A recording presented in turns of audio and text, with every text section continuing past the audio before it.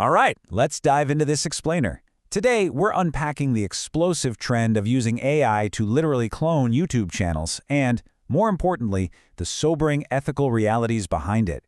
We're looking at a totally fascinating intersection where the ultimate creator's dream workflow collides head-on with a complete minefield of academic scrutiny. So, what if you could copy the exact formula of a viral YouTube channel in, say, under an hour? I know, it sounds exactly like one of those cheesy late-night infomercials, right? But this is actually a very real global phenomenon. Tapping right into that hustle culture enthusiasm, creators all over the world are pushing this narrative. We're seeing step-by-step tutorials popping up everywhere, from English tech channels to Bengali skill-building guides, and they're all promising the exact same thing, that you can replicate a hugely successful creator's style with absolutely zero editing skills and literally 0 hours spent agonizing over scripts. Here's our roadmap for today's explainer. First, we'll look at the AI cloning phenomenon itself. Then, we'll decode the channel DNA and check out how they automate the production line. After that, we'll get into the ethical dilemmas and finally wrap up with the future of content. Let's get right into it. Part 1. The AI cloning phenomenon. The get-rich-quick technological marvel. We're seeing this massive, sudden explosion of hyper-polished, faceless YouTube channels. And the wild part? They aren't built by massive studios. They're built by absolute beginners using an interconnected web of free tools. The contrast between how things used to be done and how they're done now is it's staggering. Traditionally, video creation is, well, it's a grind, right? Writing original scripts, filming with super expensive cameras, spending hours in the editing room, and actually having to be on camera. But the new AI automation workflow, it relies on AI like Claude for scripts, Pipit or Google Flow for visuals, 11 Labs for audio, and CapCut for final assembly. It's a fully automated, 100% free workflow that requires basically zero prior experience. Moving on to Part 2. Decoding the channel DNA, ideation and scripting. So how does this whole automated workflow actually kick off?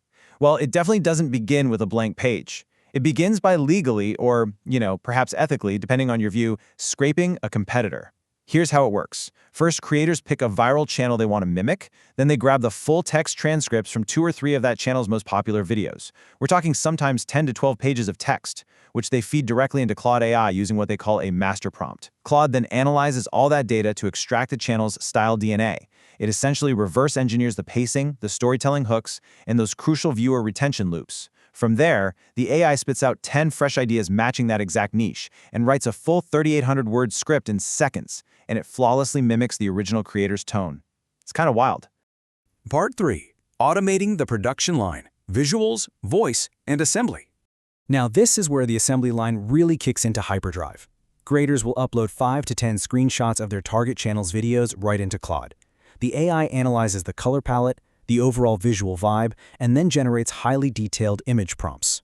Next, those prompts are fed into tools like ChatGPT or Pipit AI to generate brand new 16:9 images. But they don't stop there. They take those still images and animate them using models like Google Flow or VO3, creating these incredibly cinematic camera movements. Meanwhile, that script we talked about, it gets dropped into 11 Labs to generate a super confident, human-sounding voiceover. Finally, the whole shebang is dragged into CapCut. The creator just adds fast cuts, changing the visual every few seconds to keep you hooked, and slaps on some automated dynamic captions. Done. But honestly, the most unbelievable part of this entire global phenomena comes down to a single number: 0. This entire process requires exactly 0% on-camera presence. And according to the creators pushing these tutorials, it requires $0 in upfront software costs, assuming you just stick to the free tiers of these tools. It is a total democratization of content creation. Literally anyone with a decent Wi-Fi connection can pull this off. Which brings us to Part 4. The ethical dilemmas, the academic reality. So while this 1-hour workflow sounds like an absolute dream for creators, we really have to pivot and ground ourselves in the objective academic reality here. We're looking at a fascinating multidisciplinary study published in the International Journal of Creative Research Thoughts. Authored by Assistant Professor Parnapoli Pushpanjali, this paper directly investigates the serious ethical implications of the exact generative AI technologies we just walked through.